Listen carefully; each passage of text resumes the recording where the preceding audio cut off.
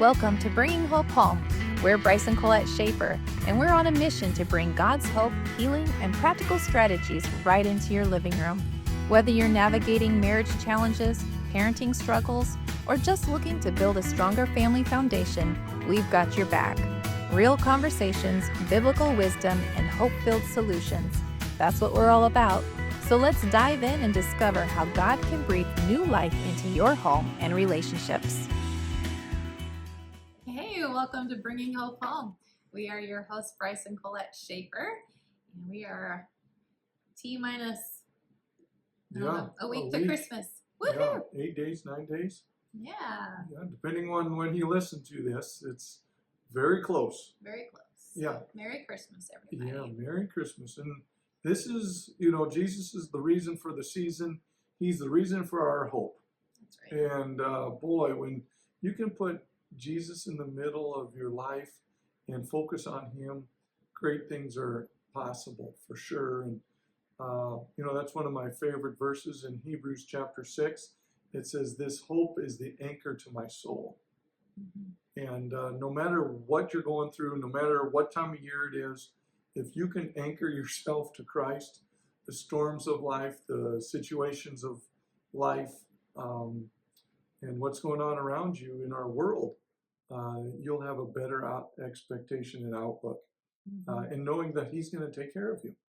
I mean, that should be all of our New Year's resolutions. Anchor yourself to Christ. Right, amen. That's the resolution. If you do all that, then everything else will fall into place, right? That's for sure. If you just focus on the one, anchor yourself. Right, anchor to Him, and you're not going to be disappointed for sure. And that's what we kind of want to talk about, is anchoring yourself to Him today. And it's going to be about holiday blues. I've done a series, it was a long time ago now, about holiday blues. I know other pastors have done that as well, because it affects a lot of people. It is reported around 64 to 65% experience a holiday blues of some sort every year. And so that's a lot of us. I mean, that's 6 out of 10 people that you come in contact with are feeling that anxiety, that pressure, I don't know, just a heaviness. Yeah, heaviness. And I think, this time of year, you're focused on family. Families are all coming together. And so when you're missing one of your family members, when they've passed on, whether it's been recent or a long time ago, family gatherings are just different. Yeah, and they're harder. And you grieve for what used to be. You grieve What for they're them. missing, yeah. There's a lot of different elements of grief, when you're gathered together as a family and somebody's missing, especially the glue. Your mom passed away in 2010. Yes. And family gatherings are just different. She still to this day. She was the glue and most moms are, the glue that keeps everybody together. And, the family unit has never been the same. Still feel the effects. And so on holidays, you kind of grieve about what could have been, or what should have been, or, Right. But like we have chosen our, especially us 3 siblings in our family, is to turn that kind of heaviness around. Like yesterday was so much fun because we're taping this right after Thanksgiving. And one of the things we did this last week was take pictures of our pumpkin pies and send them to each other. Your siblings. Our siblings. Yeah, just our siblings. And sorry. Because the pumpkin pie was my mom's. Your mom's recipe. And so we all enjoyed each other's pumpkin pies. And so that was a way of bringing my mom into the moment, and us to just kind of give a wink. Yeah, us all together. Yeah. And pumpkin pie. Yeah. And so that's what you got to find if you're missing that peace in your family this year. Do that and turn it around. We always have a Gloria Jean Day, which is her birthday. And speaking of pie, she loved pie. She loved pie. It's usually a pie or ice cream or something. But yeah, so you find something that was unique to them that means something to you, and then make it special with somebody else, your family that is connected to them as well. And it really helps. It really, really does. The other holiday blues is the stress of expectations or the stress of financial burdens that usually happen. A lot of people either save up for this time or, just splurge and put it on credit card. And credit card debt goes through the roof in December because you want to keep up with the Joneses. If you're already a divorced couple, you got to get the right kind of gift because if not, it's going to tell, there's all these different things. So those financial pressures can be there. Even a loss of a job this time of year. Even if you lost it a couple months ago, you're still feeling the effects. And so now you can't do what you would have done or whatever. And so these holiday blues are a real thing. And just know that people around you, if you're not dealing with it, they probably are. And kind of just a down too after Christmas. There tends to be kind of a letdown a little bit. The festivities are over. Everything is, it's kind of a letdown. I would experience that as a music director after concerts. You Right. have this expectation for the concert and you're preparing and doing all these things. And then you'd have the concert and then there's just a letdown. You almost felt depressed Right. afterwards. And I think it's just all of the expectation and everything. You have this build up and then here it is, it explodes and then it goes, and It's just like the kinda- air's out of the room. yeah. So there's a lot of different reasons why this time of year is hard. It's the most joyful part of the year, Yes. but then it can also be the hardest. Yeah. So, and that happens a lot. What should be the Right. And so again, going back to that anchor and finding Christ in whatever you're going through, give it to him and anchor yourself, which means anchoring your thoughts, anchoring your moments to him. Read the Bible a little bit. Go back and read the Christmas story. That's in Matthew and it's in Luke. The first couple chapters of each book, that's not very much. Go read those, and then maybe go into the end of Revelations and read Revelations 20 and 21, where it shows we win, something, or go read some Proverbs a little bit, but something like along those lines. So, take time. If you're feeling overwhelmed in these holiday blues, take some time to get relaxed and feel comfortable, because everything's about the go at this time of year. You can take a pause and say, no, tonight, even though it might even feel uncomfortable to decompress, I'm going to decompress for myself and do it in a healthy way. You don't need alcohol. You don't need a tub of Ben and Jerry's ice cream, any of those kind of things. And don't isolate yourself on where it's going to be a slippery slope to, I haven't seen, whoever it is for a while. Where are they? That's, if you really want to isolate yourself, that's probably a sign you need to go talk to somebody and find a reliable friend or pastor or counselor to help you walk through this overwhelming feeling that you're having. But, to have this ability to just decompress is okay. And we're giving you, it's like our opinion matters, but we want to give you the opportunity to decompress, even if you have to do it once a day, a little bit. Just go and get a little bit of decompression. My coach I listen to, Brennan Burchard, he has a release meditation. And it's just a simple, he does it every day, in the afternoon, finds a quiet place and just being released. And like you said, casting your care onto God. But there's something about just releasing the tension, releasing the anxiety, releasing the hurt, just releasing everything. And just meditating, Right. on that. Right. On that You can do release it helps. by exercising, taking a walk. You don't have to be silly like us when it's 4 degrees outside and taking a walk, but maybe if you're down south, might be there. But or play some praise and worship music, some some God glorifying music. I mean, we all have the tool in our hands, that iPhone or Android, and you can just play a music of, praise and worship pretty easily, and just listen, just take a pause for a little bit. That's So one great. thing we all need to do is put away the phones, the scrolling. Mhm. If you find yourself in feeling kind of dark or feeling down, the phone is not a place just to veg and to Right. go. I mean, that'll suck you into a deeper spiral. It's designed to do that. And so, to force yourself, okay, that's not good for me right now, just Mhm. to mindlessly scroll,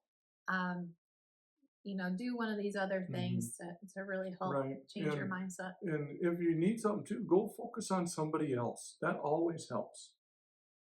Your aunt and uncle started going to a soup kitchen, a shelter, homeless shelter, Mhm. every Thanksgiving morning to help serve. Doing things like that. We used to, as a church, go into Oklahoma City when we had a church down in Oklahoma and serve Mhm. one meal during the holiday time. You're not trying to be pious, but you're trying to focus on others and remember the reason that you're doing things. And if you have holiday blues too, remember that they're not permanent. I mean, yes, death is permanent and some other things are, but even that, you know, it, God wants you, Psalms 23, walk through the valley of the shadow of death. God wants to get you through it. And there is a way through whatever it is to be victorious on the other side. Mhm. And so, these things are just temporary. Um, and yes, if you, like, again, my mom, it's been quite a few 14 years now. Uh, it's, that's permanent, Bryce. I know that. Mhm. But those feelings of overwhelmed or sadness, they can be temporary. Mhm. And that's what I'm trying to say. So, God can get you through those things for sure. So, the other thing, so we want to give 3 little points. I'm always about points. I don't, school teacher in me. If you've listened to a lot of these podcasts, about this time, I say, let's get down to these points that I've created of some sort. And usually I'm the one that's created these because I like to know what's the action. Yeah. We've talked about it. So now what's the action to get us through this time? We've already given you. Yeah, we've given you quite a few already, yes. But here's just a recap or a help a little bit. So redefine obligations and expectations. It's okay to redefine things. That's true in anything. You might have to redefine it. My mom's gone. Now we have to redefine roles and who does what and how things are going to be run, and that's okay. Redefine them. That's huge in everything. We talk Right. about that in a We marriage do. I was just going to relationship. say. Yeah, with your kids, I Right. mean, jobs, everything. This is a good practice Mhm. to get into. Right. I always say to my church that everything is changeable except for the word. Mhm. Everything is going to change except for the word, And so when you can get on board with that and not get stuck in the ruts of life, even if you felt like that was the rut I loved, that was a comfortable, that gave me the peace, that was my anchor, and now that's all gone. Again, redefine some things and let God help you redefine them. You don't have to do it alone. That's the key. You don't have to do it alone. Um, so just go to Him about that for sure. Mhm. The next one, rethink the celebrations or the time of what you're doing for sure. Pursue Christ in all your relationships. So you rethink these things, you redefine it, and rethink how you're gonna shape it. Again, last week we were telling you one of the things you can do is be intentional. Mhm. You know, if you're gonna kind of self-medicate yourself on feeling holiday blues, or an evening alone where it just really crushes your spirit when it's night in and night out, all alone, and so you find yourself in bad situations, rethink how you're going to spend your evenings. How are we going to put yourself in better situations. Mm-hmm. You know, you got to choose to bless you sometimes, and that's okay. To help you out, you got to help you, you know, sometimes. So that's important. The last one is recast the vision. I think that is key. And that, again, that goes along with the expectations, right?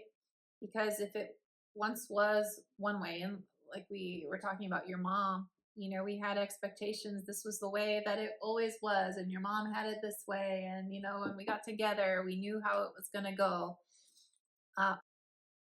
So sometimes we have to recast our expectations, recast the vision of, okay, it's going to be a little different, and that's okay. Mm-hmm. But recast, what do we want it to look like? What do we want it to feel like?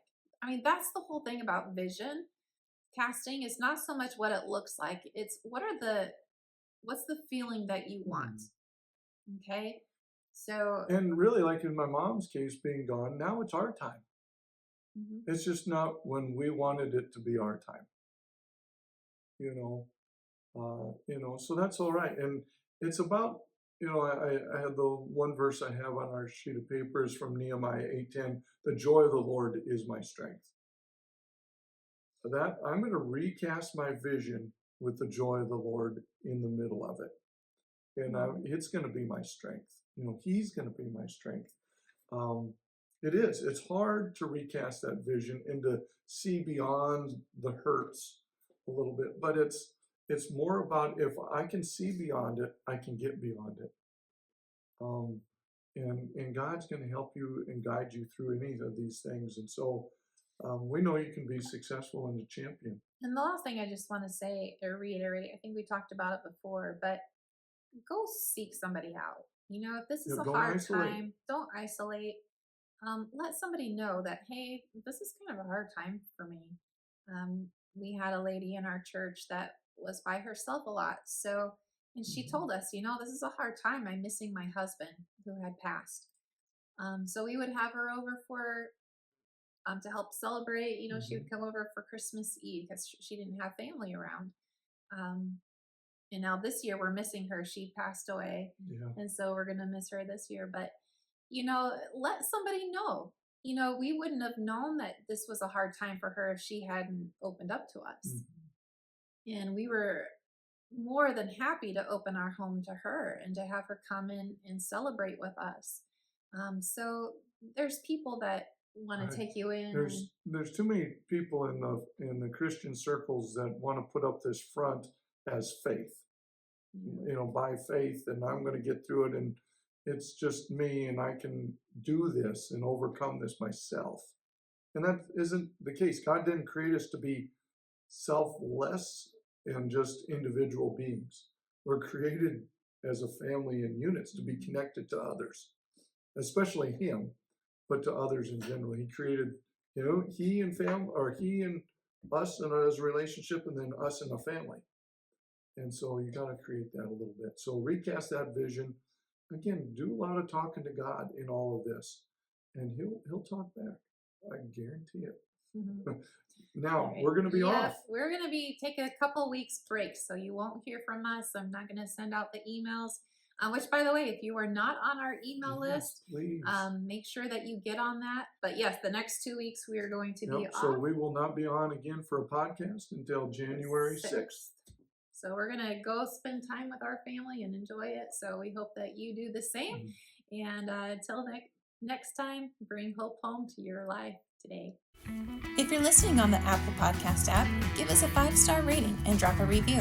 If you're listening on Spotify, give us a follow. And if you're watching on YouTube, hit the subscribe button. See you next week.